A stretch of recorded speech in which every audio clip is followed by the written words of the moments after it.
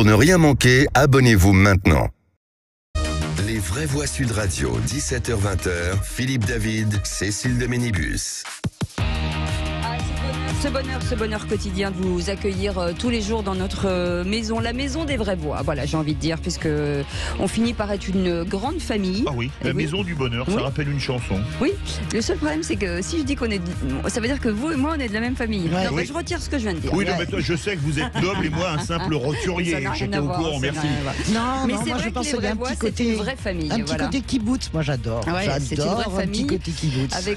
Avec des idées différentes, avec des âges différents, avec des prises de position différentes, mais en tout cas finalement ça se passe plutôt bien et c'est l'art du débat, en tout cas celui qu'on aime. On vous souhaite la bienvenue, c'est les vraies voix jusqu'à 19h avec ce numéro magnifique 0826 300. Ah, vous le connaissez aussi. Ouais. Écoutez, je le connais par cœur. Oh là, J'appelle tous les elle jours. te pique ton boulot. Ouais, c'est fou. Ouais, Hein. tu te rends compte C'est un dingue, peu, c'est mais dingue. c'était une dominatrice en fait. En vérité, expansionniste, jusqu'au bout. dominatrice. Voilà, c'est ça. Ne te laisse, Dominatrice, c'est chez Brigitte Lahaye. ne te laisse non, pas faire. excusez-moi enfin. Françoise, je ne peux pas vous dire que je suis expansionniste. Physiquement, c'est plutôt Philippe. Je suis d'accord. Voilà. Mais ne te laisse pas faire sur le numéro de téléphone, enfin, grand bonnet. Le 0826 300 300. On vous reconnaît, Philippe David. Allez les amis, bienvenue au sommaire de cette émission. Bruno Le Maire cible les influenceurs. Faut-il afficher et sanctionner les influenceurs qui ne respecteraient pas les règles? Et donc Bruno Le Maire prône le name and shame pour lutter contre les arnaques sur Internet et les mauvais comportements des influenceurs. En clair, il veut rendre public les noms des influenceurs qui n'ont pas respecté les règles et en sanctionnant par des injonctions et des poursuites pénales, Philippe. Et qui vont de pair avec le texte transpartisan visant à réguler le secteur qui a récemment été adopté à l'unanimité à l'Assemblée nationale. Les dérives du secteur de l'influence ont d'ailleurs été constatées par la DGCCRF, la Direction générale du contrôle de la concurrence et de la répression des fraudes. Au premier trimestre 2023, 30 infractions ont été relevées sur 50 sites internet contrôlés, soit autant en 3 mois que sur toute l'année 2022. Sanctionner et afficher les noms des influenceurs dans l'illégalité, est-ce que c'est une bonne chose pour vous? Ou est-ce que vous pensez que c'est de la communication, que ça ne servira à rien et qu'en fait, pour un ministre des Finances, la France a d'autres problèmes? Dans tous les cas de figure, un seul numéro de téléphone. Je le répète, le 0826, c'est quoi la suite? 300. Allez. J'avais oublié. Et sur cette question, est-ce qu'il faut afficher et sanctionner les influenceurs malveillants? Vous dites oui à 72%. Et puis, faut-il supprimer les filières qui n'offrent pas de débouchés? C'est notre coup de projecteur aujourd'hui, faire de la voie professionnelle une voie d'excellence. En ce déplacement aujourd'hui dans un lycée à Saintes, Emmanuel Macron a présenté sa réforme du lycée professionnel, une promesse de campagne. Entre autres mesures, la refonte de la carte des formations, celle qui offre moins de débouchés, comme la gestion. Le secrétariat serait susceptible de disparaître, Philippe. Et oui, au profit de formations dans les métiers d'avenir et ceux en tension, comme le ferroviaire, les énergies renouvelables ou le numérique. La décision serait prise par les préfectures en lien avec les conseils régionaux et l'État.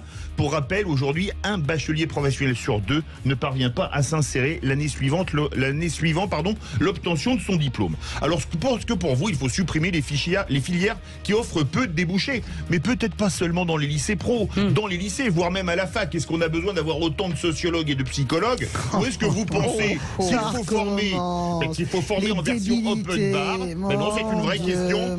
Venez non, mais nous c'est pas dire vous. au 0826 300 300. Et vous dites oui à cette question à plus de 74%. Vous souhaitez la bienvenue. C'est les vraies voix et tout peut changer. 0826 300 les vraies voix jusqu'à 19h. N'importe quoi. Les vraies voix Sud Radio. Et elle a dit n'importe quoi. C'est bien Françoise Degois qui est avec nous, éditorialiste Sud Radio et LCI. Bonsoir Françoise, comment ça va? Salut les amis. Tous les jours, je pense qu'on a une raison de s'énerver contre le macronisme. Et alors en plus relayé par Philippe David, là, ça me rend malade. Elle démarre bien. Philippe Bilger est avec nous comme chaque fois. Ça va mon Philippe? Très bien. Bienvenue avec nous comme chaque jour. Et puis Pierre-Yves Martin, notre consultant 0826 300 300, il nous a appelé. Donc du coup, on a accepté. Il est venu. Comme quoi ça marche. Bon, après, C'est la filière des vraies voix. L'interro du numéro de téléphone. Il n'a pas souffert du tout. Ça va les amis, vous êtes en ferme? On est enfermés déjà avec vous, donc ça va être lourd. Je pense que ça va être extrêmement pénible. Lapsus révélateur. Absolument, on est en forme. Disons, ça va chauffer. Aujourd'hui, ça va chauffer. Allez avec le 0826 300 300. avec Sandrine qui nous appelle d'Aurillac. Bonsoir Sandrine. Oui, Bonsoir Sandrine. Comment Bonsoir ça va à tous. Ça va Sandrine? Oui, très bien. Bonsoir, je suis très très contente d'être à l'antenne et je vous fais des gros bisous à tous. Ah, bien voilà, ça nous Ah, fait du ça nous bien. fait super mais plaisir, là, Sandrine. oh là là. Et Sandrine est infirmière libérale. Ah, très Oui, bien. tout à Voilà. fait, c'est ça. Bravo. À Aurillac même?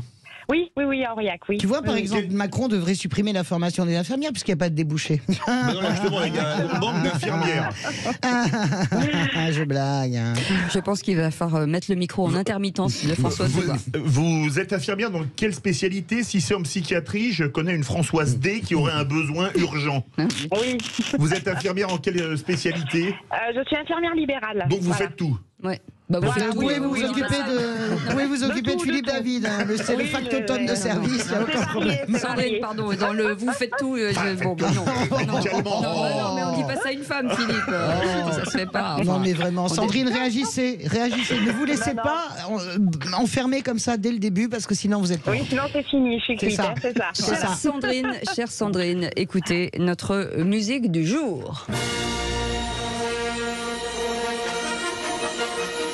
Star Wars, magnifique. Exactement. Oh là là, je les ai tous Alors, vus. la raison pour C'est laquelle c'est excellent. la raison aujourd'hui, puisque le 4 mai, c'est donc la journée mondiale de Star Wars. Mais Extraordinaire. est-ce que vous savez pourquoi? Ah, c'est extraordinaire. C'est Cécile qui me l'a appris. Non, je sais pas. Ce matin?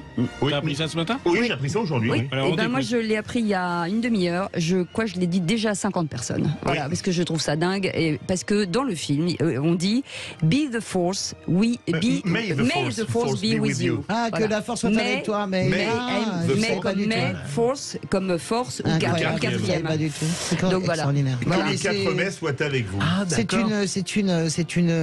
vraiment, c'est une série, c'est quelque C'est chose dingue, hein. d'extraordinaire. Franchement, c'est dingue. Oui, magique. Moi, je pense Combien que je les ai tous vus au moins 3 ou 4 fois. À vraiment. votre avis, depuis 1977, combien d'entrées en France au cinéma? Je ne sais pas, des millions en tout cas. Oui, mais c'est combien sûr, Combien 50 millions, Eh ben, gagné. 60 millions. 50 millions d'entrées depuis 1977, ce qui Parce est quand que même c'est assez énorme. C'est énorme. Ouais, il faut en parler à Bernard-Henri Lévy.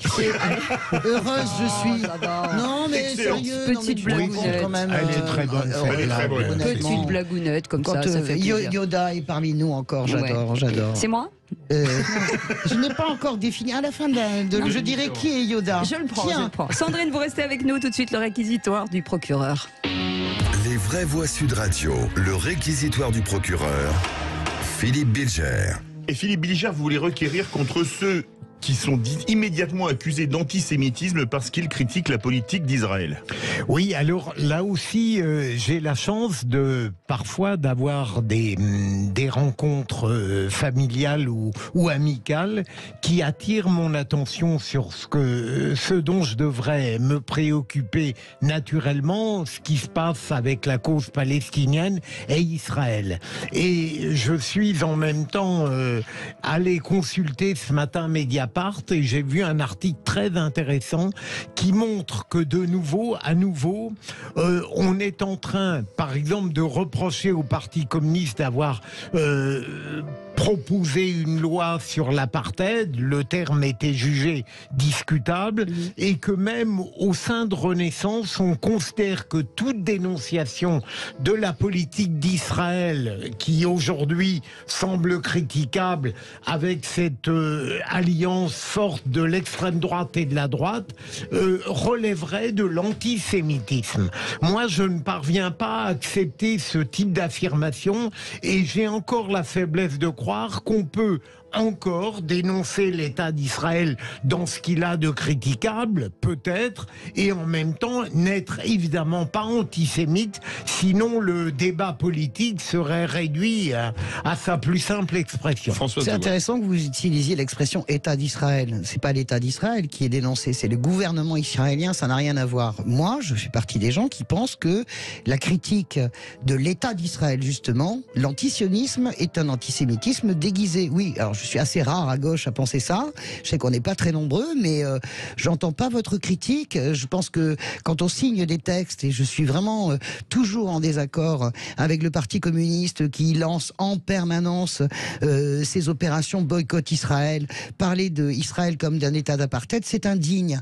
Il faut ne jamais avoir été en Israël. Il ne faut rien connaître, surtout à la société israélienne. Vous savez, moi j'ai passé des années, j'ai vécu en Israël, mais j'ai passé des années à aller à Gaza. Maintenant, on ne peut plus y aller. Ok, vous avez des députés arabes israéliens qui siègent à la Knesset.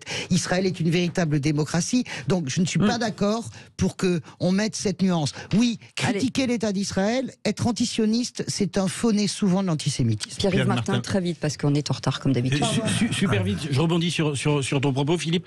En fait, c'est difficile maintenant de critiquer, d'apporter un regard différent sur une religion, un positionnement politique. On est tous à cran, mais j'en reparlerai tout à l'heure. Et du coup, ça me surprend pas. C'est comme ça. C'est comme les concepts d'extrême droite et d'extrême gauche.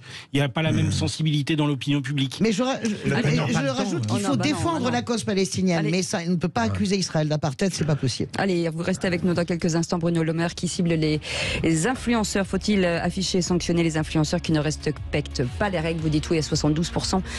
On en parle dans un instant. Ce sera notre grand débat du jour, juste après Félix Mathieu. À tout de suite.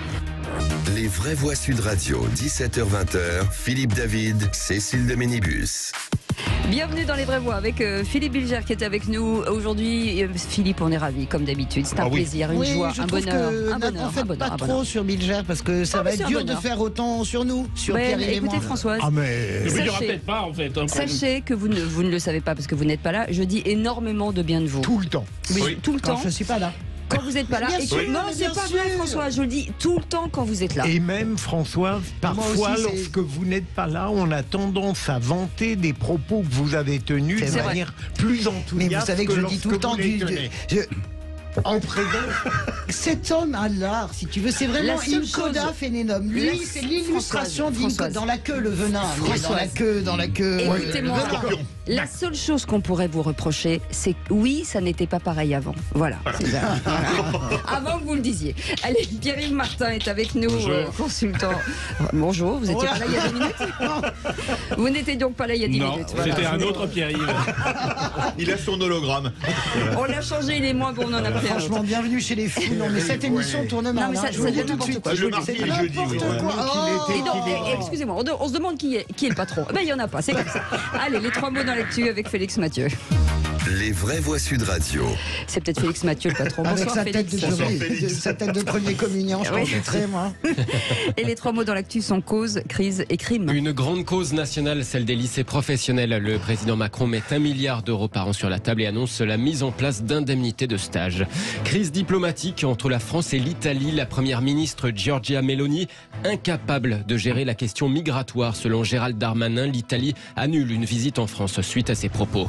Et puis crime d'agression en Ukraine. Volodymyr Zelensky réclame un tribunal spécial pour juger les responsables russes. Les vraies voix Sud Radio.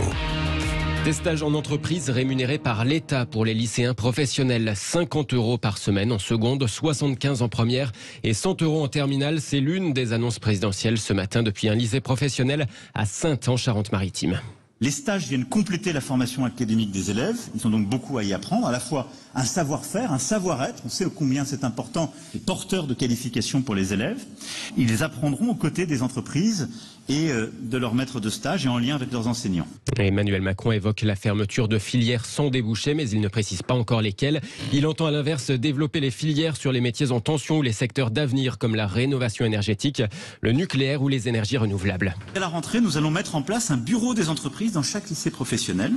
Le bureau aura pour mission d'accompagner les jeunes dans la recherche des stages, de suivre la qualité des stages ou de l'apprentissage, de développer des partenariats en lien avec le chef d'établissement et les enseignants. 1 milliard d'euros de plus par an pour les lycées professionnels, avec aussi une augmentation pour les enseignants sous condition d'accepter de nouvelles tâches. Chaque professeur engagé et volontaire pourra prétendre dès cette année à avoir une augmentation jusqu'à 7 500 € bruts annuels. Emmanuel Macron qui n'a pas croisé les manifestants tenus à distance à Saintes ce matin dans ce lycée Bernard Palissy. Réaction, les vraies voix. Est-ce que c'est à l'État de payer les stagiaires ou aux entreprises ?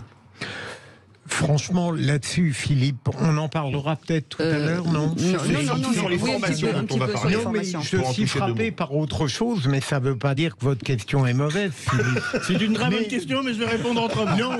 Non, mais je suis frappé de voir Tenez, à prenez quel votre point question, on vous répondra plus tard. on a au moins 3 France. Aujourd'hui, une France qui se tait, une France qui continue à contester les retraites, et puis une France officielle qui donne l'impression de passer à autre chose. Mais ça apparaît vide et creux. Je suis Françoise Legoix. Bon, Ma question était bonne, vous pouvez y répondre. Et je pense que votre question est bonne et je pense que personne n'a la réponse, mais moi c'est plutôt non. Enfin, vous comprenez bien ce que je veux dire. Écoutez, il faut être cohérent. On racle, on est en train d'installer un modèle libéral et à côté de ça, Emmanuel Macron fait carrément de l'étatisme en payant les formations pour les entreprises, des stages. Donc, où est le sens? Je comprends pas. Alors, je vois bien les annonces, ça a l'air très bien sur le papier. Je garde mes arguments pour la suppression des formations pour tout à l'heure. Voilà, écoutez, j'attends de voir. Je suis pour une réforme des lycées professionnels, bien sûr. Mais là, c'est un amoncellement de mesures qui ne m'inspirent rien. À part une dépense supplémentaire. C'est à l'entreprise de financer majoritairement. Avec la difficulté, c'est que à ces niveaux, quand on est en lycée professionnel, ça a un coût d'encadrement, d'animation, de la relation avec l'apprenti, et c'est pas simple. Et toutes les entreprises n'ont pas cette disposition pour le faire. Donc peut-être que dans ce cadre-là, l'État peut peut-être intervenir pour distiller un petit peu une facilitation sur ces sujets-là. Mais sur le financement, c'est à l'entreprise. Allez, on en vient à cette tension entre la France et l'Italie. La chef de la diplomatie italienne annule un voyage à Paris après ces propos de Gérald Darmanin chez nos confrères de RMC tout à l'heure. Le ministre de l'Intérieur évoquait la question des migrants illégaux qui arrivent en France et il s'en est pris à la première ministre italienne. Qu'est-ce qui se passe à Menton? Oui, il y a un afflux de personnes migrantes et notamment de mineurs. Parce que Madame Meloni, c'est-à-dire le gouvernement d'extrême droite, la première ministre italienne, le gouvernement d'extrême droite choisi par les amis de Madame Le Pen, est incapable de régler les problèmes migratoires sur lesquels elle a été élue.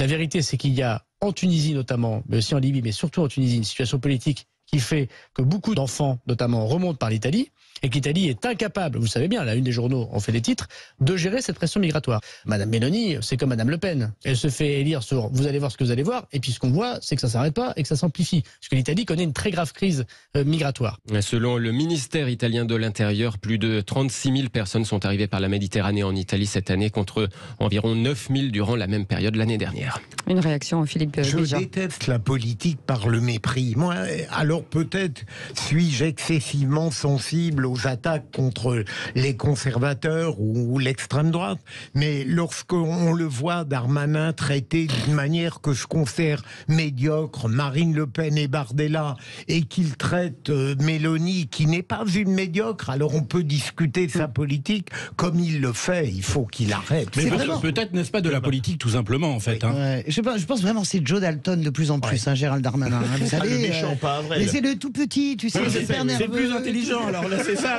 ça pose interrogation. Non, c'est pas le plus intelligent. La seule personne qui l'aime, c'est maman. Non, il est grincheux, il est pas intelligent, il est même un peu bêta, Joe Dalton. Mais bon, c'est le plus méchant. Moins Cabrel.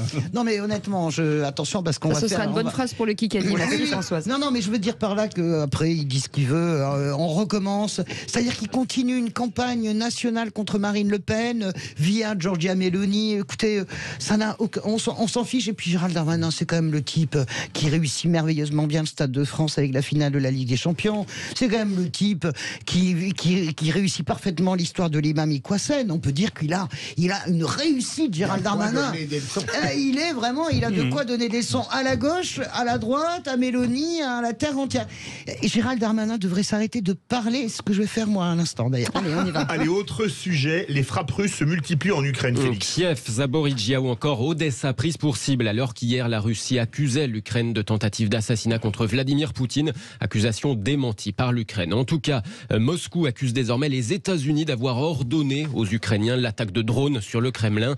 Pendant ce temps, Volodymyr Zelensky était à La Haye tout à l'heure au siège de la Cour pénale internationale. Il réclame la création d'un tribunal spécial pour crimes d'agression. Un seul crime russe a conduit à tous ces crimes, c'est le crime d'agression. Le début du mal, le crime principal. Il devrait y avoir une responsabilité pour ce crime et elle ne peut être appliquée que par le tribunal. Pas d'injustice, pas d'impunité hybride, ni de formalité symbolique, mais une justice à grande échelle. Les propos de Volodymyr Zelensky ce matin devant la Cour pénale internationale. L'Ukraine qui affirme par ailleurs avoir abattu 18 drones sur 24 envoyés par la Russie la nuit dernière. Merci beaucoup Félix Mathieu. Un petit mot si vous voulez en parler, mais on est déjà en retard. Rajouter des litiges et des griefs aux griefs, je pense que l'arsenal du droit pénal international est suffisamment important pour ne pas rajouter à nouveau des cases. Si Vladimir Poutine est jugé un jour, ce sera pour crime de guerre, voilà, et point. Et point. Vous restez avec nous dans quelques instants, le grand débat du jour. On va revenir sur Bruno Le Maire qui cible les influenceurs. Faut-il afficher et sanctionner les influenceurs qui ne respectent pas les règles? Pour l'instant, vous dites oui à 70%. Vous êtes assez virulent quand même sur les réseaux sociaux. On vous attend au standard, bien entendu. 0826 300 300. Bienvenue, c'est les vraies voix. Jusqu'à 19h. Les vraies voix Sud Radio, 17h-20h. Philippe David, Cécile de Ménibus. Bienvenue dans les vraies voix. On est ensemble jusqu'à 19h pour parler de l'actualité avec vous et pour vous. Il y a marqué Parlons vrai sur nos murs. On vous propose de le faire en utilisant ce numéro. Aude vous attend bien entendu à l'autre bout du fil avec Philippe Bilger qui est avec nous aujourd'hui, Françoise Degois et Pierre-Yves Martin. Et tout de suite, le grand débat du jour. Les vraies voix Sud Radio, le grand débat du jour. J'ai encore reçu des messages de personnes qui me redemandent le code promo. Bonjour, c'est pour effectuer un contrôle de la présentation des produits. Police? Quoi? Comment? Pardon? Donc ils sont à 19,99 je crois sur le site, mais pour 2 achetés vous en avez 2 offerts.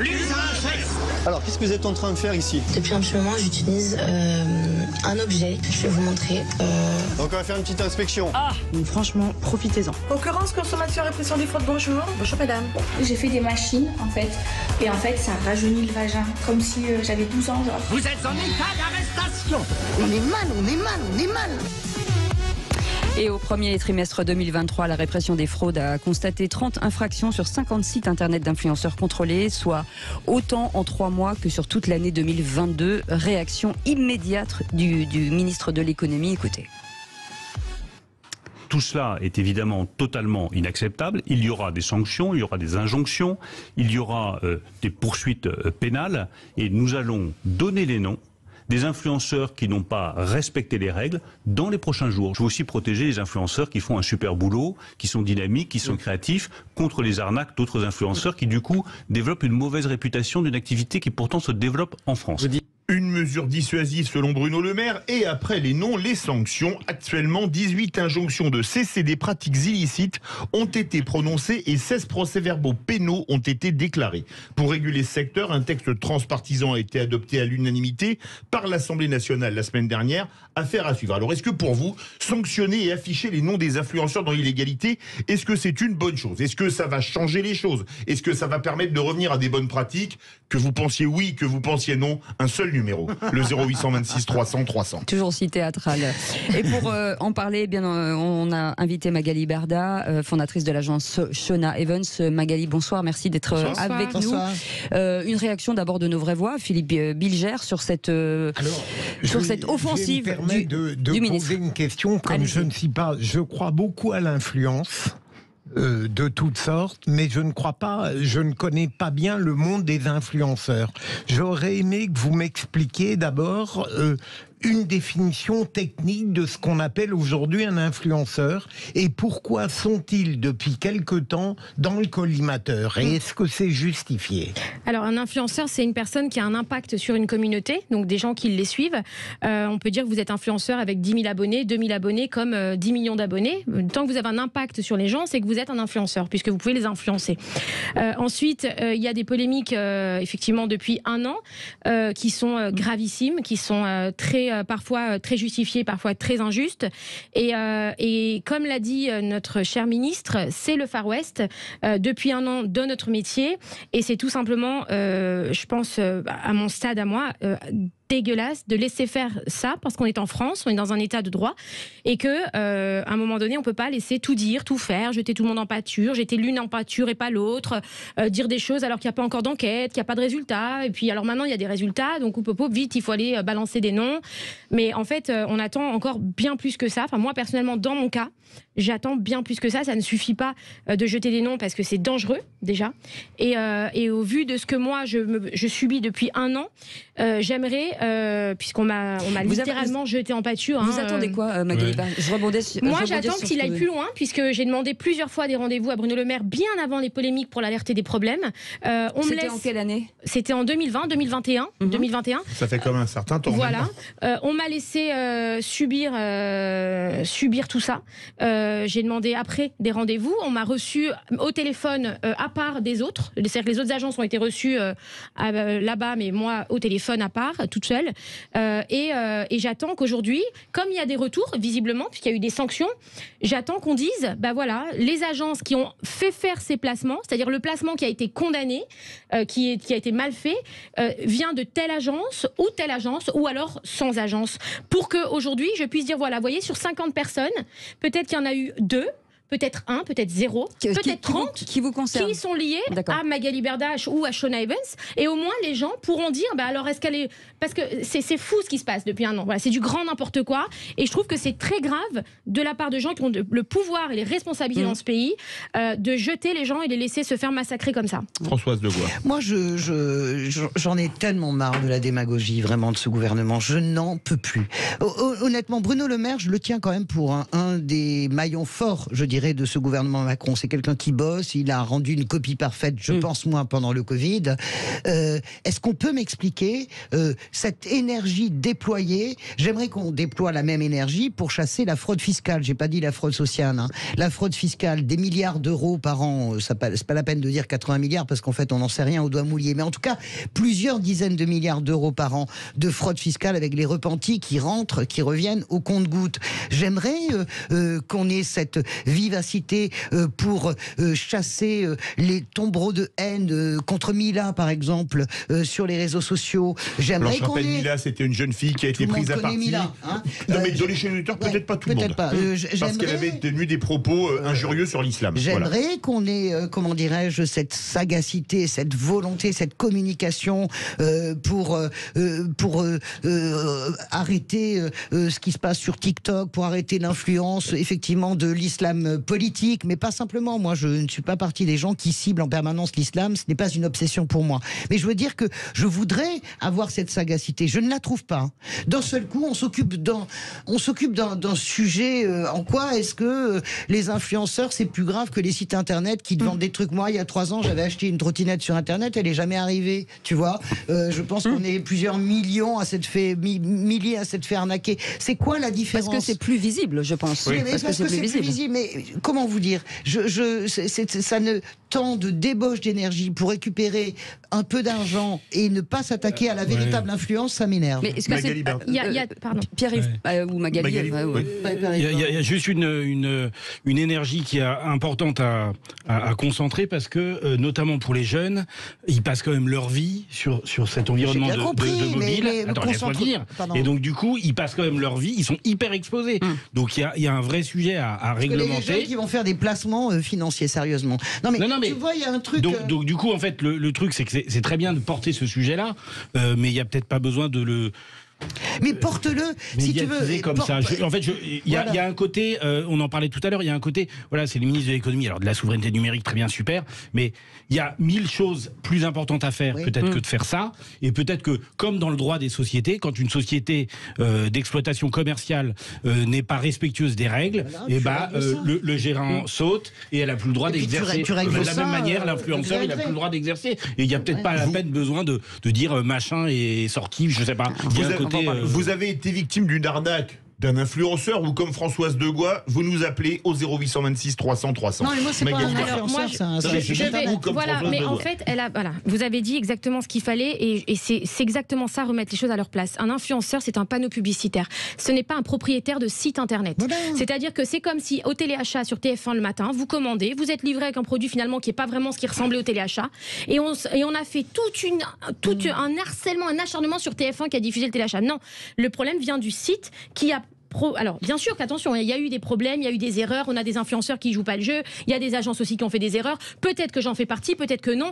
Pour l'instant, on ne sait pas. Il y a une enquête sur vous et sur les autres On ne sait pas. Nous, pour l'instant, on nous a dit qu'il y avait une enquête ouverte, on l'a découvert en presse, mais pour l'instant, depuis un an, quasiment, pour l'instant, j'ai été convoquée nulle part. Donc, j'attends et je n'attends que ça. Moi, je suis en France, je suis là, je réponds, ce qui est tout à fait normal. Donc, il n'y a pas de souci. Maintenant, ce ne sont pas les influenceurs qui vendent leurs propres produits. C'est que derrière, il y a des sites internet qui sont malhonnêtes et des fois, on vérifie que le relais. Bien sûr, nous, des fois, on vérifie les sites internet qui sont carrés, qui sont parfaits et ils livrent. Comment vous voulez vérifier ça? C'est compliqué. Donc les gens qu'il faut aller vraiment taper, c'est les gens qui ont ces sites, qui ont arnaqué des gens. Les arnaqueurs numéro 1, c'est les gens qui ont ces sites, qui ne respectent pas le code de la consommation, qui livrent mal les gens. Oui, mais en même temps, quand vous êtes influenceur, vous vous doutez bien que si vous mettez en avant un produit qui est par exemple à 5,90 € alors que dans la vraie vie, ça vaut 20 €, vous vous doutez bien en tant qu'influenceur que... Mais comme à Téléachat, monsieur, à TF1, tous les jours.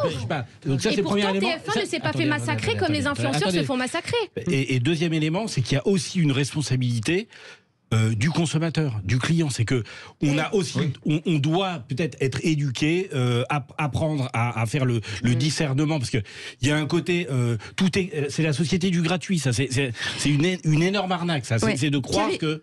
Pierre-Yves Martin, je rebondis sur ce que vous dites, Magali Berda. Est-ce que quand vous êtes à la base finalement des influenceurs, c'est vous qui avez quand même lancé plus ou moins cette mode. Est-ce que finalement c'était les balbutiements et que vous avez fait avec les moyens du bord et qu'aujourd'hui on vous tombe dessus tous, bien sûr, parce que ça n'existait pas et qu'à un moment donné cette industrie s'est lancée. Alors j'ai pas envie de dire tous, parce que moi il y a quand même un dossier à côté de cyberharcèlement qui est mené d'acharnement avec quand même 23 personnes qui ont été arrêtées. Ah, c'est bien. Là, moi, c'est quand même la police a bien travaillé. Oui, la gendarmerie, c'est le service de l'OCLCH. C'est du jamais vu aujourd'hui, je crois. Enfin, je sais pas, mais c'est quand même un gros dossier. Il y a des gens qui sont convoqués, qui ne se présentent pas non plus. Voilà, on sait contre vous, harcèlement contre vous. Bien sûr. Donc aujourd'hui, moi, j'aurais aimé que Bruno Le Maire prennent en compte aussi ce que je peux subir moi en tant que mère de famille et en tant que femme de tous ces horreurs sur les réseaux et de tout cet acharnement où on balance... Bon bref, je ne vais pas refaire l'histoire. Non, mais j'ai une question là-dessus. Oui. Est-ce que Berda, par exemple, est-ce que vous vivez l'antisémitisme? Il y a des gens qui ont été... Alors, les gens qui ont été arrêtés ne sont que sur du cyberharcèlement aggravé, c'est-à-dire menace de mort, appel au viol et antisémitisme. Voilà, donc que ce soit sur mes enfants, mes filles ou moi. Ce n'est que ça. C'est-à-dire que la police ne va pas se déplacer. Et puis ils peuvent pas, ils n'ont pas que ça pour un... Excusez-moi, je vais être très vulgaire, pour un sale pute, ils y vont pas, ils peuvent pas, il y en a trop, c'est-à-dire c'est devenu limite normal et ça c'est grave. Et j'aurais aimé que le ministre Bruno Le Maire, qui s'exprime beaucoup sur les influenceurs en ce moment, ait un petit mot pour condamner le cyberharcèlement aujourd'hui qui est lancé contre moi, mes enfants et peut-être aujourd'hui les influenceurs qui va jeter en pâture bientôt parce que le contexte il est difficile aujourd'hui, il n'est pas normal. Comme je l'ai dit, ça n'est pas arrivé à TF1 par rapport au téléachat et pourtant il y a eu aussi des problèmes au téléachat. Ça c'est intéressant. On a une réaction au 0826 300 300. On va juste prendre Philippe Bilger juste avant. Sandrine, quittez pas, restez avec nous. On vous entend pas, Philippe. Pour quelqu'un qui ne connaît pas bien ce monde, Magali, vous pouvez donner un exemple de ce qu'on vous a reproché principalement? Alors moi, je ne sais pas encore ce qu'on me reproche. Je vous dis, je n'ai été convoquée nulle part. Vous avez été moi, j'ai été contrôlée par la DGCCRF à plusieurs reprises, enfin du moins Sean Evans, et on n'a jamais eu d'amende. Donc aujourd'hui, le procès qu'on me fait, c'est juste un procès médiatique, un acharnement qui est juste immonde. Et ce qu'on me reproche, c'est tout. C'est même d'être né. On me reproche d'être né. On me reproche de respirer. On m'envoie des fausses sextapes. On me reproche d'être juive parce que c'est comme ça. On est tous les juifs sont protégés, tous les juifs sont dans des complots. Enfin bref, c'est ça. De voler. On me reproche d'avoir. Alors hier, par exemple, ils ont tenu un space. Alors le pire, c'est que c'est des collectifs qui sont présents maintenant, écoutés par des députés. Où dans les collectifs, ils disent recevoir Magali Berda, c'est recevoir un pédophile dans une école. Attendez.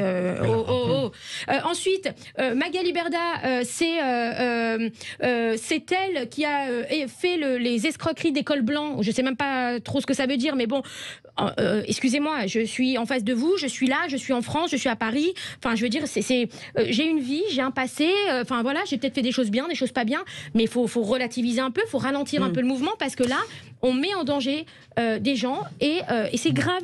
Donc le ministre, dans le contexte de ce qui vient de se passer dans mon dossier depuis 1 an, la prise de parole qu'il a eue hier, elle est dévastatrice. Pour moi, très dangereuse. Et pourtant, je suis sûre de ne pas être dans les 50, puisque j'ai pas eu d'amende, moi. Donc, j'attends que ça, justement. Mais en fait, j'ai pas envie de dire, allez-y, balancez, parce que, voilà, c'est grave. Allez, 0826 300 300, Sandrine qui voulait réagir. Sandrine, on vous écoute, vous êtes en direct.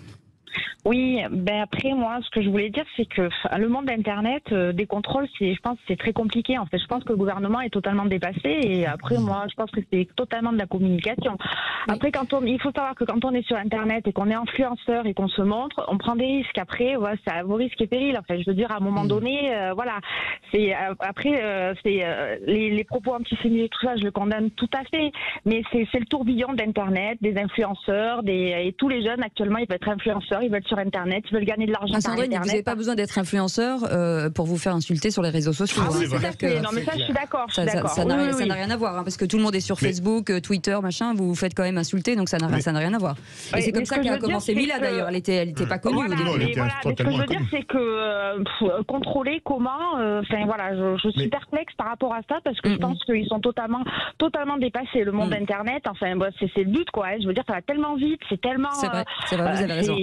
Restez avec nous, Sandrine. Comment ils peuvent contrôler ça, quoi. Je voudrais poser une question à Magali Berda. Aujourd'hui, sur Internet, on peut acheter tout et n'importe quoi. On peut même acheter des produits qui ne sont pas aux normes chez un industriel chinois ou ce que vous voulez, d'accord ?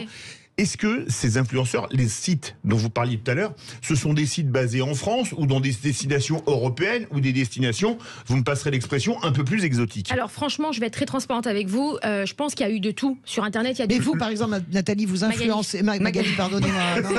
Je le sais, en plus. Vous influencez sur quoi? C'est-à-dire que vous dites, achetez ce produit. Quel est le produit sur lequel vous avez de l'influence? En fait, c'est tous les produits qui nous plaisent. C'est-à-dire qu'en fait, on reçoit, et les influenceurs sont de plus en plus critiques et ils sont de plus en plus exigeants, justement, parce que très clairement, il y en a qui se sont vautrés. Nous, on s'est vautrés au départ. On a présenté des produits, on pensait que c'était bien, puis finalement, c'était pas bien. Donc maintenant, on est beaucoup plus sélectif. Du thé, c'est quoi les produits? Internet, comme elle l'a dit, la dame, Sandrine, c'est que effectivement, il y a de tout sur Internet, où vous venez de le dire. Et là où elle a raison, c'est que ça va très vite. Et que oui, il faut monter une police du web. Et oui, ils ont rajouté des inspecteurs de la DGCCRF, ils en ont rajouté parce que c'est nécessaire. Et ça, c'est des bonnes mesures, parce que pour moi, ça sera effectif. Magali, concrètement, vous pouvez faire de la promo pour des fringues, du thé, des bijoux. Tous les produits que j'aime, je vais en faire la promotion. Quel est le souci? Ça peut être des vêtements, comme ça peut être des bijoux ou du thé. Tant que moi, ça me correspond, ça me plaît. Par exemple, moi, j'ai jamais fait la promotion d'alcool. Par exemple, je n'en ai jamais fait. Voilà, j'ai jamais passé un deal pour faire de la promotion d'alcool parce que je suis pas quelqu'un qui aime spécialement l'alcool, donc j'ai pas. Enfin, et puis c'est pas bien parce que la communauté, on sait, les gens, il faut penser aux jeunes, etc. Mais on a peut-être fait d'autres erreurs. Pour la santé. Et la loi E20. Comment? Et la loi E20 aussi. Oui, bien sûr. Bien sûr, et la loi E20. Mais vous savez, moi, quand j'ai démarré, effectivement, je ne savais pas ce qu'on pouvait faire, ce qu'on pouvait pas faire. Je suis allée voir la RPP. Je me suis présentée. La RPP, c'est l'autorité qui régule la publicité en France. J'aurais dit voilà, j'ai monté un business. Je ne sais pas si j'ai le droit de faire ça. Je ne sais pas ce que je dois faire. À qui je peux demander? Ils m'ont dit écoutez, vous êtes au bon endroit. On est en train d'étudier le truc aussi. Nous, c'est la publicité, mais on est en train de regarder ce phénomène d'influenceurs. Donc même eux, ils étaient vraiment en train de construire. En fait, vous êtes nés finalement avec cette nouvelle méthode. C'est un métier qui est né en plus. Moi, ce que je comprends, c'est qu'un nouveau métier est né véritablement. Beau métier qui a aidé plein de petites entreprises qui n'ont pas les moyens de payer une publicité en télé qui coûte 50, 80 000 euros. Et chez les influenceurs, ils vont payer 1000, 1500 euros, 500 euros et ils vont pouvoir se faire connaître, pouvoir démarrer. Donc il faut arrêter de diaboliser en fait. Magali, quand on revient sur le sujet, est-ce que vous pensez qu'il faut vraiment une régulation stricte? Oui, parce que les influenceurs sont issus de tout âge, tout milieu, tout niveau scolaire. Donc tout le monde peut être influenceur. On peut pas reprocher à quelqu'un qui a 20 ans, qui a pas fait d'études, de pas connaître le code de la consommation sur le bout des doigts. Voilà. Pourquoi vous ne faites pas un syndicat et vous devenez présidente? Syndicat des influenceurs, Magali Berda, présidente. Justement, je viens de le faire et ma fédération vient d'être immatriculée. Bravo, merci. Parce qu'effectivement, on s'autorégule, parce que c'est difficile d'être accompagné. Comme je vous le dis, j'ai écrit au ministre en 2021 pour lui demander un rendez-vous, pour lui dire il nous faut de l'aide, on a besoin d'aide parce que Internet va trop vite, on est dépassé. J'ai pas été reçue. À l'époque, c'était pas l'urgence. Présidente de syndicat, c'est pas ça non plus, parce que qui dit syndicat n'est pas garantie de réception forcément au gouvernement. La vache, vous faites référence à quoi? Allez, on revient en arrière. Merci beaucoup Magali Berda d'avoir été avec nous, d'être venue nous expliquer, fondatrice de l'agence Shona Event. Dans un instant plus détendu, quoique le Kikadi Show. Bah oui, le quiz de lecture. Si vous voulez rester, vous pouvez rester. Allez, on vous savez pas ce que c'est. Vous allez voir. C'est n'importe quoi. C'est mythique. Ok, je reste. Ok. Les vraies voix Sud Radio, 17h-20h, Philippe David, Cécile de Ménibus. Chers amis, j'ai envie de vous dire, c'est le moment où tout peut basculer, comme tous les jours. Le moment le plus important des 3 heures d'émission. En fait, la France s'arrête. C'est-à-dire que Emmanuel Macron, tous ces gens-là, tout le monde est derrière nous pour ce moment fatidique. Et c'est le quiz de l'actu. Les vraies voix Sud Radio, le quiz de l'actu. Et donc nous avons T'as vu Magali Berda qui nous regarde avec les yeux ronds. Je te dire mais de quoi il parle. Magali Berda est restée avec nous. Donc Sandrine, chère Sandrine, vous allez pouvoir jouer contre l'une de nos vraies voix, contre Philippe Bilger, contre Françoise Degois ou contre Pierre-Yves Martin qui est avec nous aujourd'hui. Et les autres autour de la table seront de votre côté. Philippe Bilger. Elle sait très bien toujours quel est le maillon faible, tu vois. Mais c'est drôle, les interlocuteurs toujours très lucides connaissent le point faible. Oui. Bon, ça. Allez, c'est pas ça, c'est que ça te valorise peut-être. J'ai toujours aimé être minoritaire, mais il ne faut pas en abuser. Je ne sais pas ce qui influence les auditeurs. Allez, on y va. Je pense surtout que Philippe Bilger a une communauté de gens qui l'adorent et que ça les amuse. Oui, mais il va devenir influenceur tout de même 2 points. Oui, mais c'est à moi, Cécile. Je vous soufflerai. La triche en direct. En clair, il vous demande de vous arrêter, Sandrine. Allez, c'est parti, les amis. Question Kikadi. Kikadi, en parlant de l'acte 2 de l'Union de la gauche, il faut voir plus grand que les 4 forces de la NUPES. Fabien Roussel. Bonne réponse. Fabien Roussel. François, très doué. 2 points. Vous pouvez jouer, Magali. Question, vous êtes avec Sandrine. Question Kikadi. Kikadi, il faut arrêter de verser des aides aux entreprises qui ont des minima sous le SMIC. Ah ben c'est Laurent Berger. Bonne réponse de Françoise Degois. Et je tiens à signaler que nous jouons en direct avec Olivier d'Artigol qui vient de m'envoyer Fabien Roussel. Mais c'est trop tard, Olivier d'Artigol. On sait que ton idole de temps en temps dit des choses un peu intelligentes. De temps en temps. De temps en temps. Et on a des nouvelles de Pierre-Yves Martin? Non. Il arrive. Je crains que nous soyons à l'unisson. Ça me rappelle un film Porté disparu. T'inquiète, je suis là, Sandrine. Quand vous voulez. Mais on a des nouvelles de Magali Berda aussi. Non, moi je suis perdue là. Kikadi, en s'adressant à l'intersyndicale, il faut savoir terminer une grève. Ah, c'est Bruno Retailleau. Bonne réponse de Françoise Degois. Mais elle est terrifiante. Vous êtes dopé? Mais c'est terrifiant. Non, pas du tout. Mais il faut laisser les talents s'exprimer. Non, mais elle lit tous les jours. Mais ça s'appelle être journaliste en fait. Je suis un peu obligé de lire. Kikadi, celle-là, Magali Berda, elle est pour vous. Kikadi sur la polémique des influx voleurs. Kikadi, on ne peut pas accepter que chez les influenceurs ce soit le Far West. Bruno Le Maire. Elle était plus rapide que vous. On fait équipe. De toute façon, on fait équipe, on s'en fout, nous. 8-0, Et c'est pas de nous séparer, toi. Je m'en doutais. Philippe, ne vous inquiétez pas, ça peut se retourner. Question Kikadi. Kikadi, attention Sandrine, je tiens à garder le cordon sanitaire avec Marine Le Pen. Darmanin Non. Éric Dupond-Moretti. Non. C'est pas un homme politique. C'est pas un homme politique. Non. Ah, dis donc Laurent Berger. Bravo. T'as vu, non mais vous Elle est avez vu ça. adorable. Elle est adorable. Elle me donne 2 points. Je les mérite. Hein. Je connaissais toutes les autres réponses. Non mais je dois dire que c'est très beau. Françoise, je les connaissais. Françoise Degois. Moi j'apprécie quand les gens font la charité. Est-ce que t'as vu comme Cécile de Ménibus avec Philippe Bilger. Il y a un côté Madame la Comtesse, tu sais, qui donne aux pauvres à la sortie de l'église le dimanche. Mais cette condescendance ne me gêne absolument pas. Bien sûr que j'adore ça, mais parce qu'on va adorer être noble. Question Kikadi. Françoise, regardez-vous dans une glace, on verra qu'une jalouse.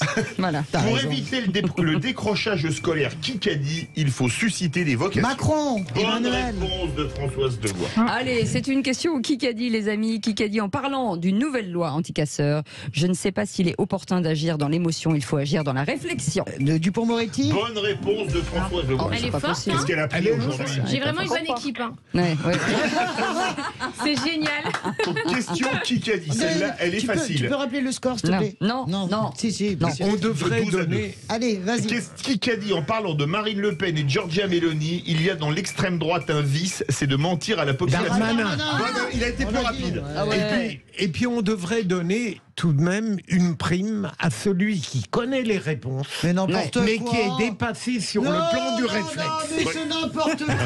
Mais le type, là, je les connaissais. Ce type était avocat général. Il joue à l'état de la justice. Dernière question. C'est une question qui dit ce qui m'intéresse, c'est de maintenir une pression pacifique sur le gouvernement. Berger. Non.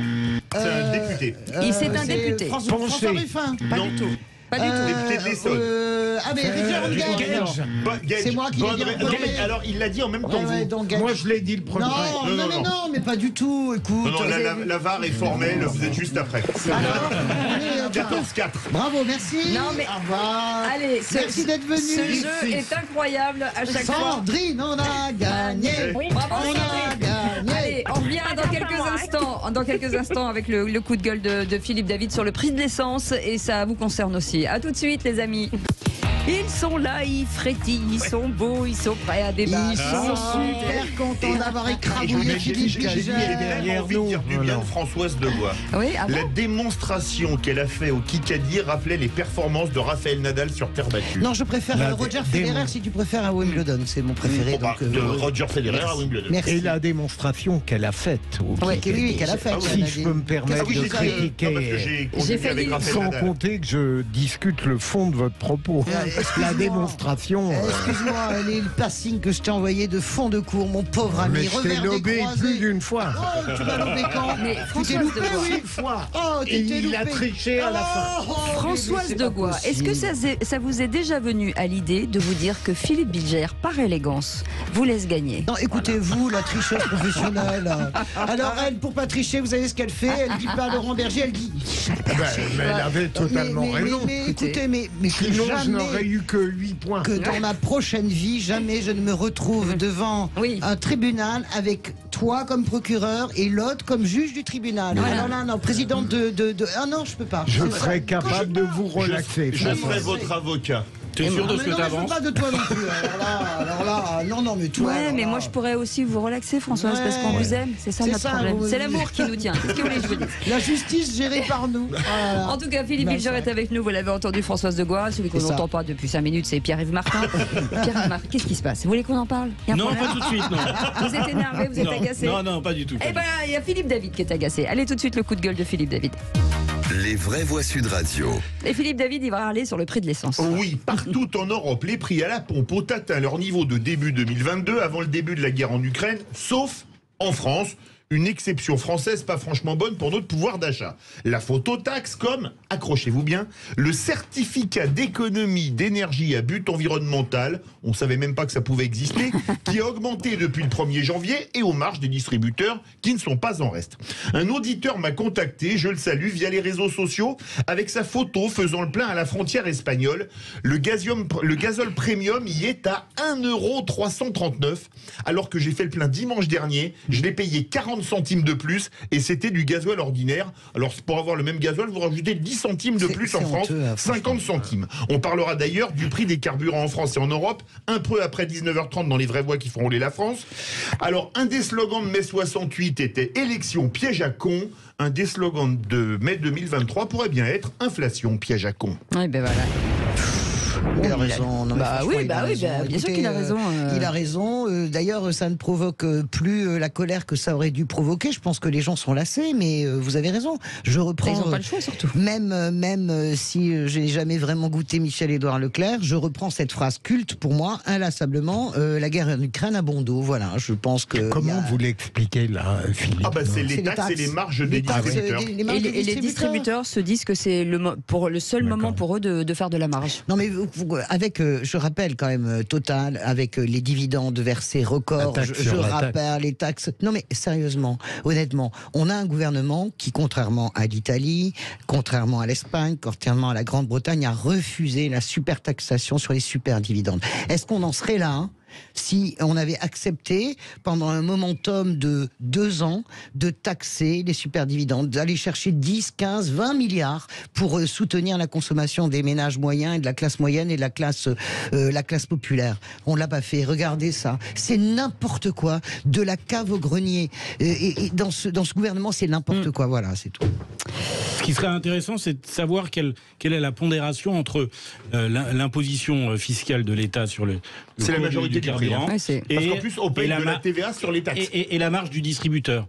Moi je pense que Françoise, je pense que certes il y a certainement des choses à faire par rapport à des grands groupes comme Total. Bien sûr. Je pense néanmoins qu'il faut avoir une vision un peu plus d'ensemble.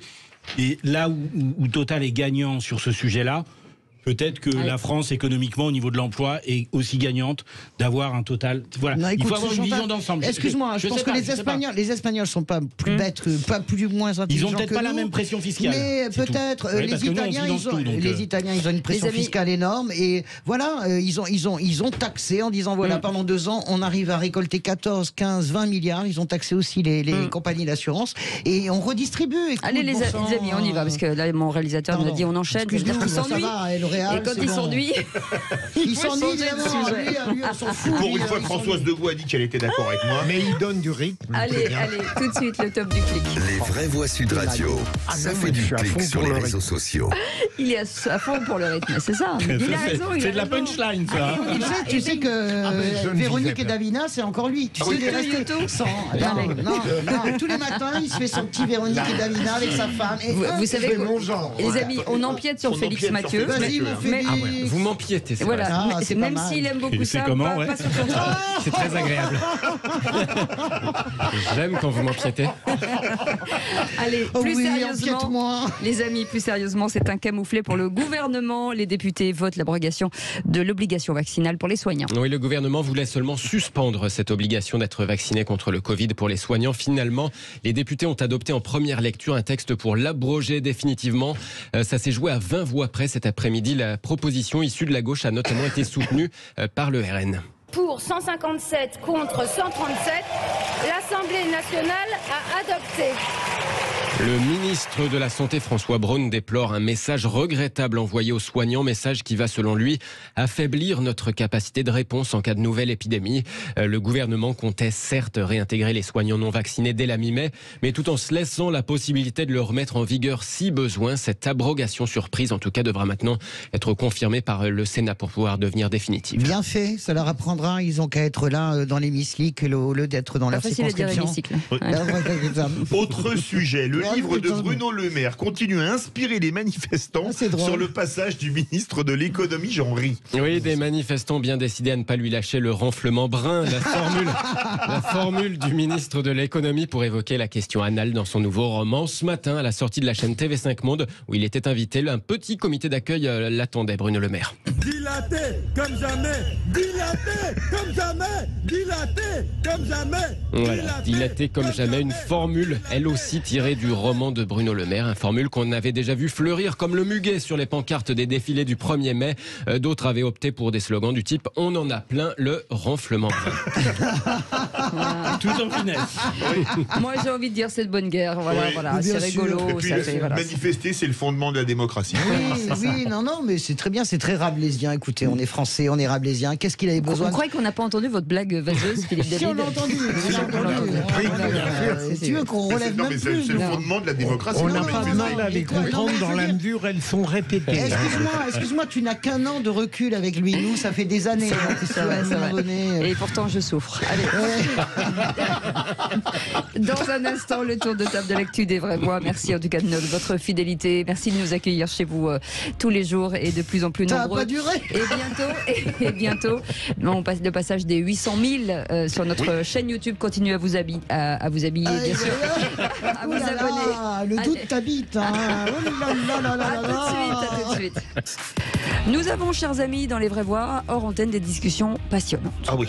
On vient d'inventer un concept avec Cécile de Ménibus qui parle de sursexe. Alors là, nous parlions bien sûr du livre ridicule de Bruno Le Maire. Je dis ça d'autant plus que je considère que c'est un très bon écrivain. Lisez Musique absolue sur le grand chef d'orchestre Carlos Kleiber. Et d'autant plus que je ne suis pas d'accord avec François. Je trouve que c'est un très bon livre. Moi, je trouve que c'est un livre médiocre par rapport à ce qu'il a déjà montré, qui était quand même une qualité de plume. Je me disais, il va aller loin, et là, pour le moment, là, ça pour reste... le coup, il est allé un petit peu loin, quand même. Oui. Et d'ailleurs, en tout cas, très profond. Oui. Et d'ailleurs, faut-il rappeler, la duchesse de Sursexe sera au couronnement de Charles III. C'est très joli. Elle est bien. Elle est bien. Elle est bonne. Elle est excellente. Oui, mais et en parlant de Sursexe, elle parlait de Philippe David. Oui, bien sûr. Et Sussex aussi. Bon, enfin, il y a de ces noms en Angleterre, quand même. Faut pas exagérer. Oui, bon. Allez, vous avez des choses à dire? Mais cette émission dérive. Hein, oui, c'est terrible. C'est bientôt le week-end, c'est normal. C'est la chaleur, ça fait monter la sève. Allez, tout de suite, le tour de table de l'actu des vraies voix. Mais maniez-vous le tronc, on va bientôt se mettre à table. Ça sent l'artiste à cette table, ça sent l'artiste. Je suis Darmanin. Je suis épuisé, moi. C'est horriblement fatigant d'être intelligent. Le tour de table de l'actualité. Je ne suis pas Darmanin, je suis Philippe Bilger et je veux revenir dans le département de la Loire, le suicide d'un enfant. Et c'est moins drôle, bien sûr, de 10 ans. J'ai été très troublé hier par cette nouvelle sur le suicide d'un petit enfant de 10 ans. Bêtement, j'imaginais que la dépression, la mélancolie, le désespoir même sur la finitude, le sentiment que le destin est bouché, qu'on n'a rien, relevait de l'âge adulte en quelque sorte, et presque d'une forme d'intelligence. Il n'y a que les béats qui sont heureux sans réfléchir et sans trembler. Et tout à coup, j'apprends que ce petit enfant de 10 ans s'est suicidé.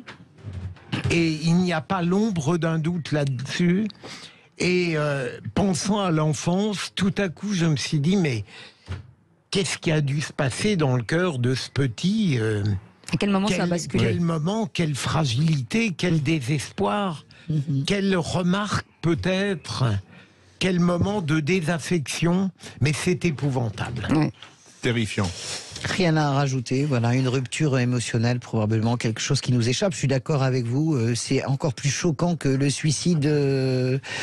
Bon, quand c'est les enfants, c'est toujours pire. Oui, c'est toujours pire, voilà. Quel désespoir, et puis je ne sais pas, est-ce qu'on a une explication sur les conditions de sa famille? Non, c'est ça. En fait, c'est ça qui est troublant, c'est qu'on n'a pas le parcours, on n'a pas l'histoire, et donc du coup, ça ouvre un champ d'interprétation possible, mais c'est tragique. Françoise Degois, votre tour de table, c'est une information qui vient de tomber. Le parquet national financier prend en main l'affaire du fonds Marianne. Oui, et ouvre une information judiciaire. Je vais vous donner, si vous voulez, la notification. Pourquoi cette information judiciaire est ouverte par le parquet national?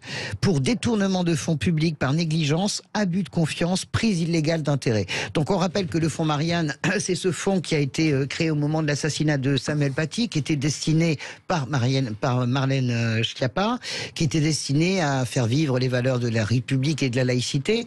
Il a été doté de 2,5 millions d'euros et France 2 a sorti une très bonne enquête avec Marianne justement sur l'utilisation de ces fonds, notamment de l'argent qui aurait été destiné 350 000 euros à une association qui était présente sur Internet et qui aurait utilisé sa présence sur Internet notamment, selon Mediapart cette fois, pour taper et critiquer les adversaires d'Emmanuel Macron à l'époque candidat à sa propre réélection. Donc tout ça est un peu flou. Marlène Schiappa a montré des gros yeux en annonçant qu'elle allait porter plainte contre tous les gens qui l'attaquaient en diffamation. En tout cas, le parquet national financier ouvre une information. C'est assez lourd quand même, détournement de fonds publics. Prise illégale d'intérêt. Prise illégale d'intérêt. Donc elle n'en a pas fini, je pense, avec cette affaire.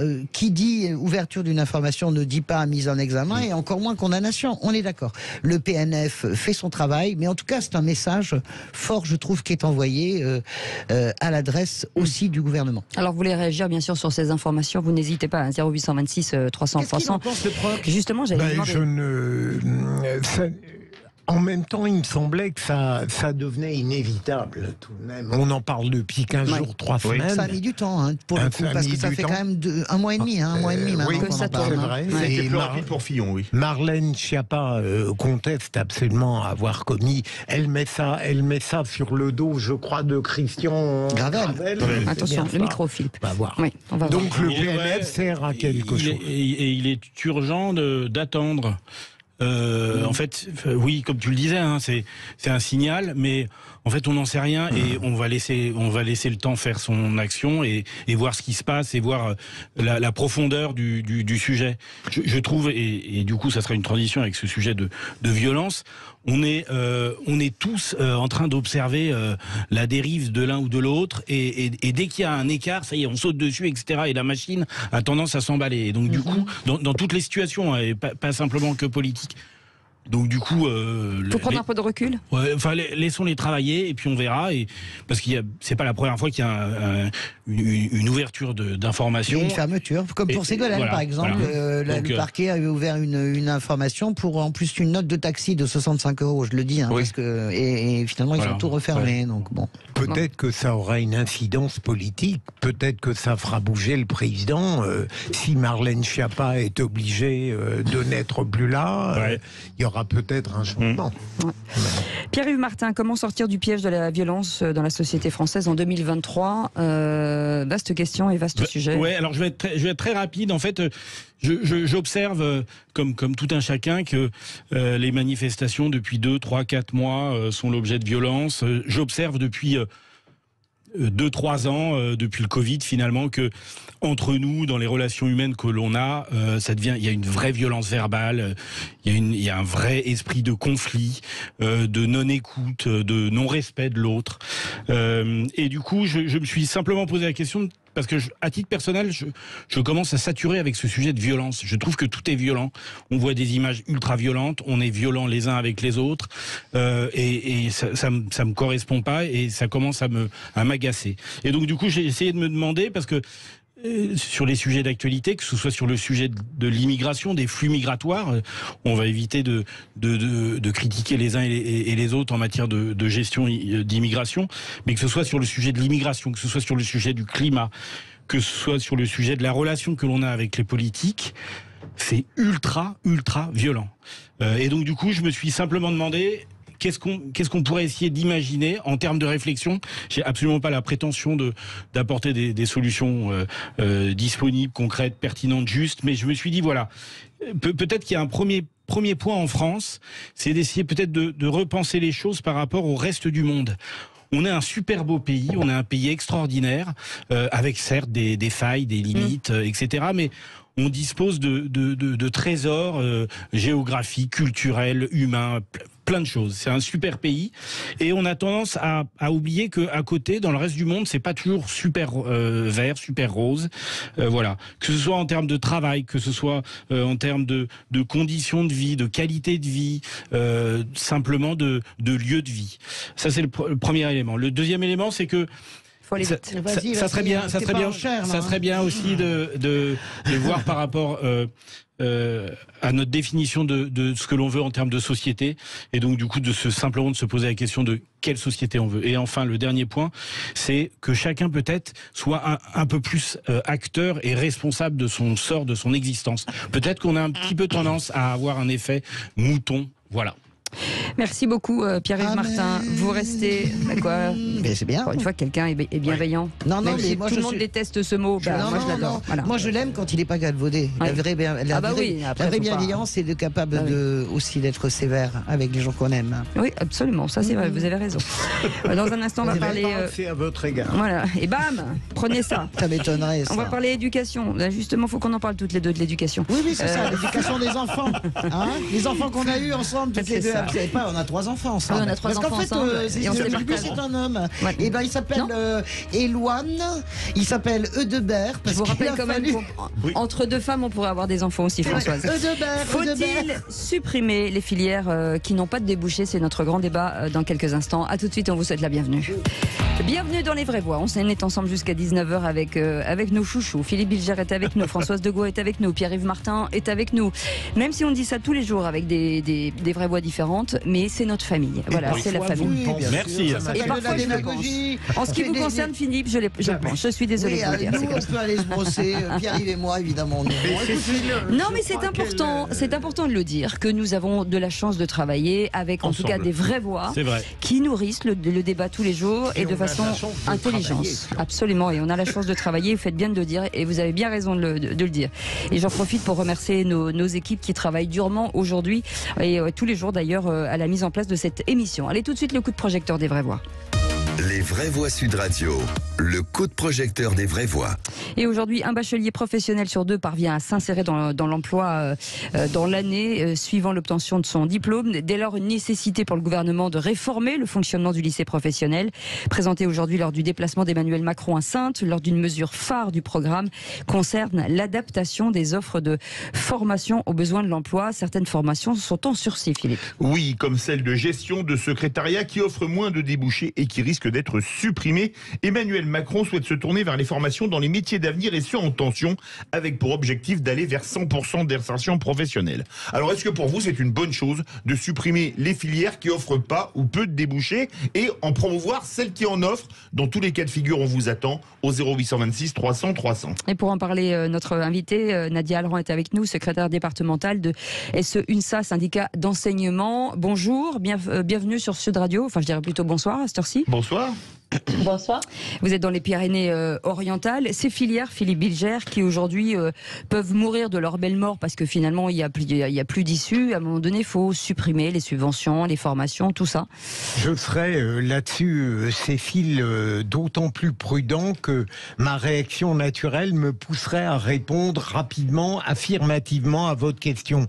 Je me souviens de mai 68 où on considérait que une multitude de sociologues ou de psychologues avaient nourri les troupes intellectuelles de mai 68. Mais à la fois, je pense qu'en effet, il y a probablement des filières qui sont condamnées à l'impasse, mais il me semble qu'on a toujours eu en France une répugnance pour faire travailler ensemble l'université, les filières professionnelles avec les entreprises. Et je serais curieux d'entendre tout à l'heure notre invité qui pourra nous expliquer pourquoi il y a cette répugnance à l'idée de faire une sorte de cohérence entre ce dont la France a besoin et ce que l'université ou la filière peut produire. Oui. Moi, je suis extrêmement rétive à cette idée-là parce que vous mettez le doigt dans un engrenage et vous savez pas jusqu'où il va. C'est-à-dire que on devient donc, les étudiants deviennent donc des objets, des sujets chargés uniquement d'être orientés dans ce qui peut servir le pays. Honnêtement, si vous poussez jusqu'au bout la logique, c'est totalement orwellien. Moi, je crois qu'on peut avoir des vocations. Il est de bon ton de se moquer des sociologues, des psychologues, mais oui, bien sûr, cette folie générale qui consiste en plus, en règle générale, à favoriser les sciences dures, ce qu'on appelle les sciences dures, parce que c'est exactement ce dont parle Emmanuel Macron, contre les sciences humaines. Moi, je pense que nous rentrons dans un moment, justement, où on a encore plus besoin des sciences humaines. Je pense qu'on peut avoir une vocation à être sociologue. Je pense qu'on peut avoir une vocation à être ethnologue. Moi, j'ai une amie qui est ethnologue de la justice, qui travaille, vous la connaissez peut-être d'ailleurs, qui travaille sur la vérité qui apparaît lors d'un procès. Mais c'est très important pour moi d'avoir un chercheur ou une chercheuse qui travaille sur ces questions-là. Donc, tout n'est pas monnayable. pliable, marketable, en sonnant, trébuchant, en sciences dures. Et je suis assez inquiète. Je ne rechigne pas du tout à ce que les entreprises travaillent avec les universités, mais je suis assez inquiète de cette pente qui consiste à faire coller l'enseignement aux besoins du pays. Si vous poussez au maximum au paroxysme, vous voyez ce que ça donne. Eh bien, moi, ça ne me convient pas. Ouais, d'accord, mais en même temps, ça commence à bien faire tous ces jeunes qui sont envoyés dans des filières sans aucun débouché, parce que quand on est jeune et qu'on suit une filière sans débouché, eh ben, on se construit pas et on se retrouve sur le marché de l'emploi. Oui, il peut y en avoir, mais la tendance, c'est quand même ça. Ça, c'est le premier élément. Et le deuxième élément, c'est qu'il y a un vrai sujet, une vraie carence en France, c'est l'orientation. Oui, j'allais en parler. C'est en amont, qu'il y a des filières qui marchent ou qui marchent pas, soit. Mais en amont, il y a un vrai travail parce que on n'est pas capable d'avoir des vrais professionnels qui vous accompagnent. J'ai des témoignages par centaines de jeunes qui te disent, après être allés dans une filière, bah, en fait, on m'a mis là parce que j'ai été comme ci, comme ça. Donc, on m'a dit, tu feras du secrétariat, tu feras de la compta, tu feras de l'agricole, etc. Il y a des gens qui n'avaient pas de conviction. Par exemple, oui, mais enfin, il y a surtout des gens et il y a surtout des personnes qui n'ont pas la possibilité de choisir, d'instruire quelle est la vraie bonne orientation en fonction de ce que je suis et de ce que je veux faire. Les individus ne doivent pas servir comme des moyens à la nation. C'est ce que je dis simplement. On est d'accord. Voilà, c'est ça, c'est pas possible. La question qu'il faut se poser peut-être, c'est sur l'orientation. Vous avez raison, Pierre-Yves, on va revenir avec notre invité, c'est de dire est-ce que finalement les conseillers d'orientation connaissent tous les métiers qui existent? Parce qu'il y a tellement pléthore de métiers et d'expertise. On va poser cette question à Nadia Alran, justement sur ces problèmes d'orientation avant de rentrer dans les filières. Est-ce que la formation est suffisamment suffisante de ces conseillers d'orientation pour emmener ceux qui ne savent pas trop quoi faire, connaissent pas trop leur expertise dans les bonnes filières? Alors, sur les travers, sur l'avant-bac, l'avant-moment où l'élève va sortir avec son bac en poche et ne va pas réussir à trouver du travail, effectivement, on a des gros problèmes systémiques, échec scolaire, décrochage scolaire, valorisation des parcours professionnels, parce que c'est de ça qu'il s'agit. Moi, j'ai quitté l'école, il y a 30 ans. Il y a 30 ans, on me disait que faire maçonnerie, c'était pas bien, faire économisation, c'était pas bien, il n'y avait pas de débouchés. Si tu travailles pas, tu seras bouché, par exemple. Les filières d'excellence dans l'opinion publique dans notre pays restent toujours les mêmes. Il n'y a rien qui a bougé en 50 ou 60 ans. Ça, c'est un vrai problème et c'est un débat à part entière. On pourrait faire 3 émissions dessus. C'est vrai. Et oui, l'orientation est mal faite parce qu'on ne part pas réellement des talents de nos élèves, parce qu'ils ont tous des talents non révélés, non reconnus et pas nécessairement mis en lumière par les parcours scolaires normés, ordinaires de l'institution scolaire. Qui a beaucoup de choses à travailler par ailleurs, et au SEINSA, on est très impliqué là-dessus. On a donné beaucoup d'orientation dans toutes les rencontres avec le ministère de l'Éducation nationale depuis plusieurs années, et ça bouge très très peu. Mais sur la question du jour, le SEINSA n'est pas du tout contre l'évolution des cartes de formation. Elle est nécessaire. Par contre, il y a des écueils à éviter. Je rejoins certaines choses qui ont été dites. Nous ne souhaitons pas que la révision soit faite uniquement en fonction du tissu économique local. Ouf, j'ai eu peur, merci. Ça m'a fait peur. Oui, parce que ça limite la mobilité de nos élèves. Si on construit les filières d'un LP en fonction de localement ce qui fonctionne, de l'industrie, de l'agriculture, etc., peu importe, ça veut dire qu'on conçoit que nos élèves ont pour projet de rester là où ils ont étudié, là où ils ont grandi, toute leur vie. Alors qu'un parcours professionnalisant, qualifiant, ça doit permettre aussi à nos élèves, lorsqu'ils rentrent dans la vie active, de pouvoir travailler ailleurs, voire à l'international. Donc ça, c'est vraiment le premier écueil à éviter. Deuxième écueil, c'est qu'on risque de laisser de côté les lycées professionnels qui sont en marge des territoires les plus dynamiques sur le plan économique, alors que juste à côté, à quelques dizaines de kilomètres, il y aurait un LP avec des filières plus attractives, et ça crée un effet de concurrence. Et comme l'orientation, vous l'avez dit, n'est pas super bien faite, alors c'est un problème de moyens, c'est toujours pareil. Alors, je sais que c'est redondant chez les syndicats de parler de moyens, mais c'est le nerf de la guerre, on n'y peut rien. Donc ça aussi, c'est assez problématique. Après, il y a un problème de personnel d'enseignement. Si on modifie la carte des formations pour qu'elle soit mieux adaptée au monde du travail, aux besoins du monde du travail, à des filières qui ont évolué, ça veut dire qu'on a des professeurs qui vont se retrouver affectés sur un site, sur une certaine discipline, qui ne pourront plus exercer dans leur discipline. Et là-dessus, il faut qu'il y ait une reconversion qui s'engage.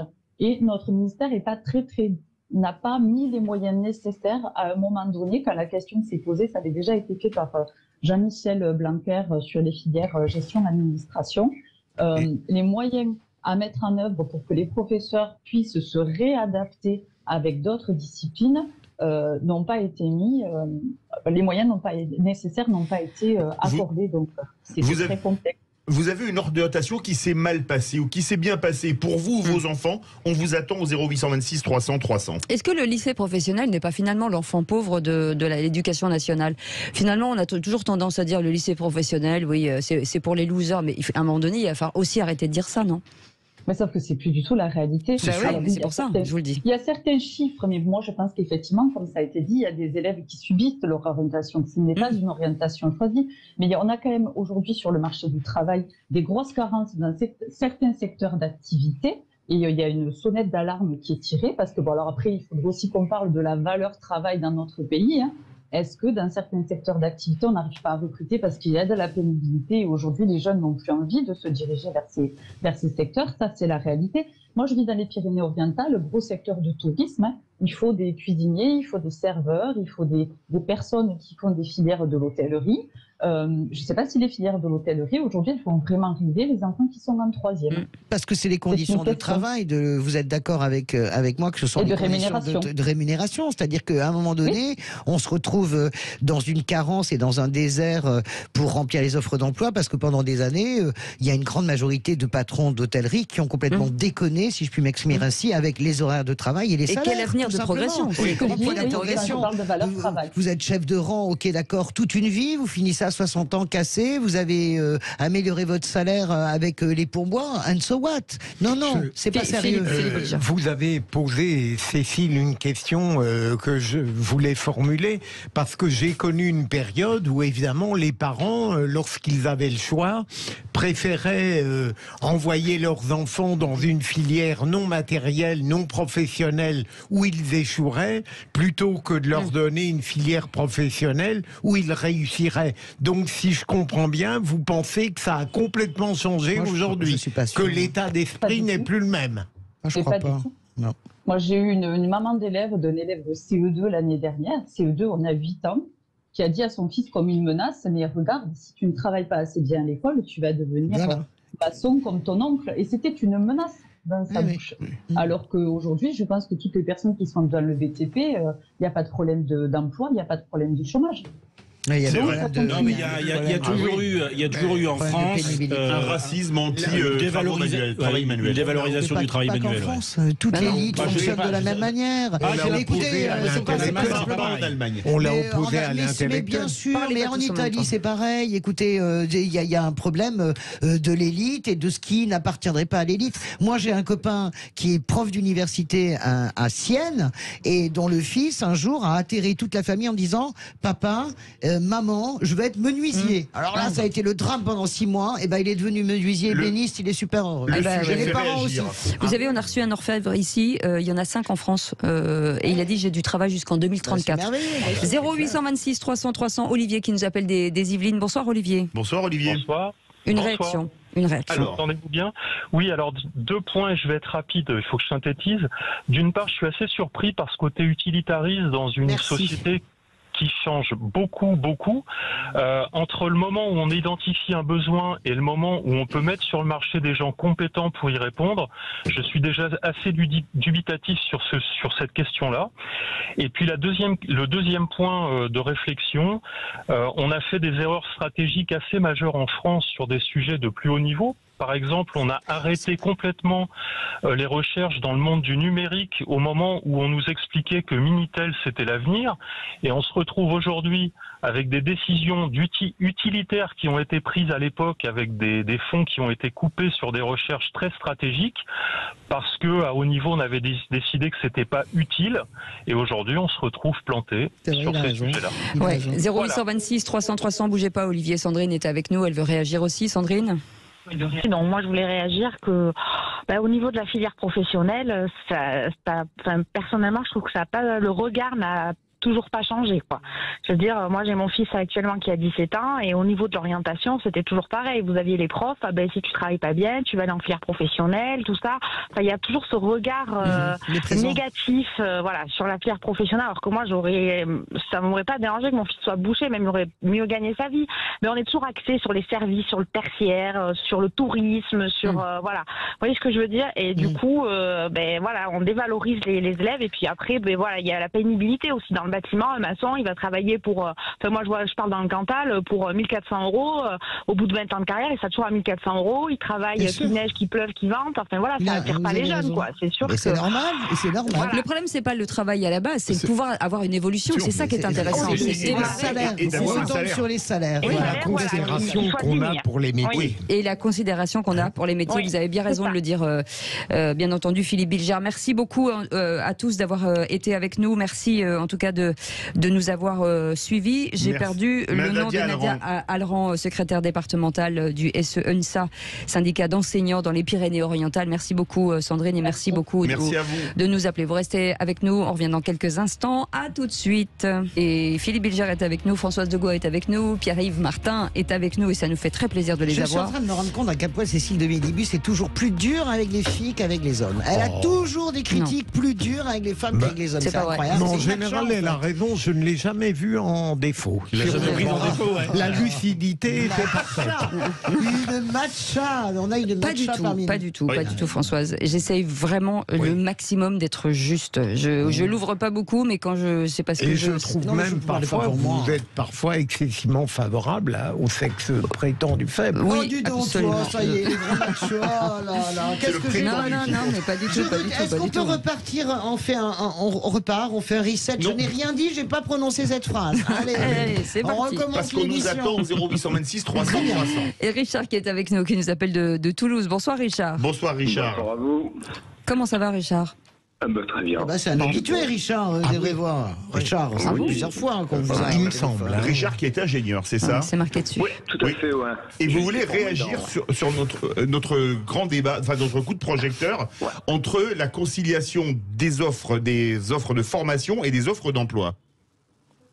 Moi, je suis partisan de revoir les filières qui sont vraiment sans issue, parce qu'en fait, c'est vraiment des machines à décevoir les gens qui y sont, et après derrière on les récupérera ces jeunes difficilement d'ailleurs dans des métiers qu'ils n'aiment pas faire, comme par exemple la logistique. Vous avez beaucoup de déçus des sciences sociales qui font aujourd'hui de la préparation de commandes, et c'est quand même assez difficile à vivre.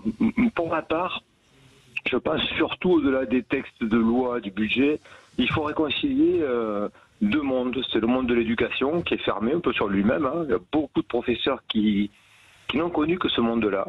Et donc, ils ne peuvent pas partager avec les élèves des expériences et pour leur donner le goût de l'action, de réaliser des choses dans le public ou dans le privé, mais de réaliser. Et je pense qu'il faut aller chercher 30% des professeurs avec des gens qui ont 20 ans d'expérience dans notre métier.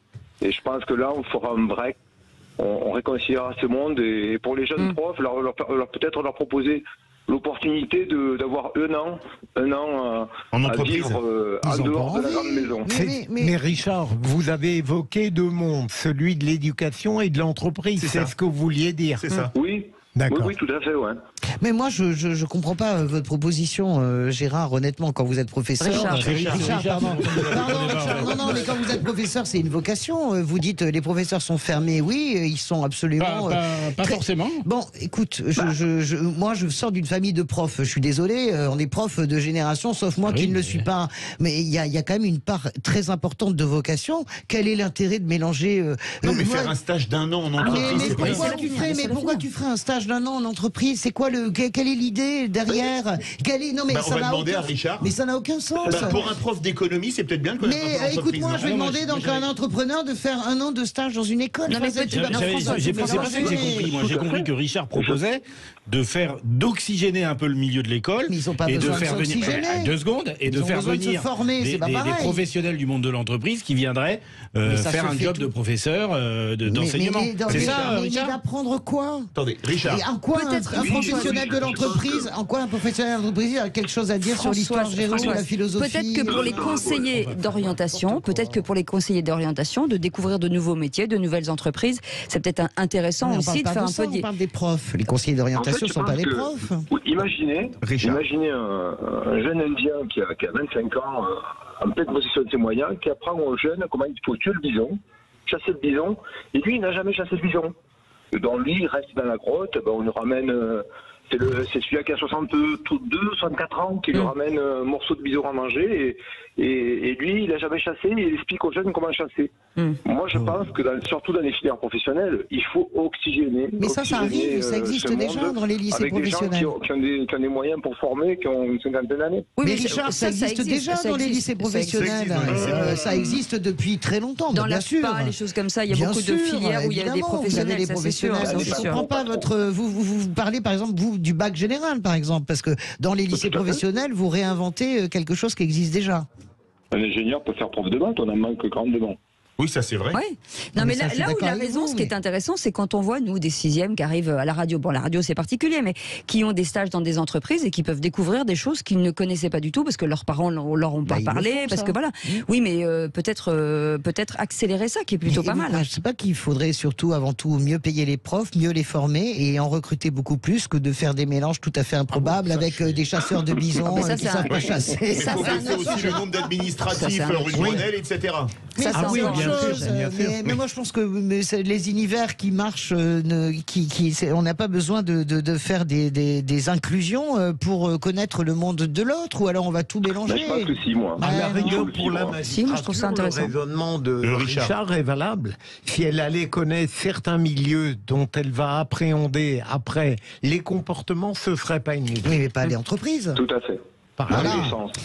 Merci beaucoup, Richard. Merci beaucoup en tout cas de votre témoignage et de cette réflexion. Bah non, justement, je trouve que là, c'est un peu. Alors, il nous a pas habitués à ça parce que d'habitude, il dit des choses vraiment sensées, mais alors là, je comprends pas. C'est ce que vous pensez, vous, Françoise. Je pense. Tout le monde a le droit à la parole et dire ce que c'est. Est-ce que je dis le contraire? Je dis que c'était un peu moins sensé que d'habitude. À mes yeux. À mes yeux. Allez prendre une petite tisane, Françoise. Merci beaucoup, Philippe Bilger. Merci beaucoup, Françoise de Goa. Merci beaucoup, Pierre-Yves Martin, d'avoir été avec nous. Et merci à tous nos auditeurs de nous avoir appelés, de nous avoir nourris de réflexions et de témoignages. Restez avec nous. Dans un instant, on va vous parler automobile avec Philippe David, avec le directeur général de Ligier. Vous connaissez cette marque, cette mythique, immense marque. Guy Ligier, le champion de Formule 1, de moto. Son petit-fils a repris l'entreprise avec plein de nouveautés. On en parle dans quelques instants. À tout de suite.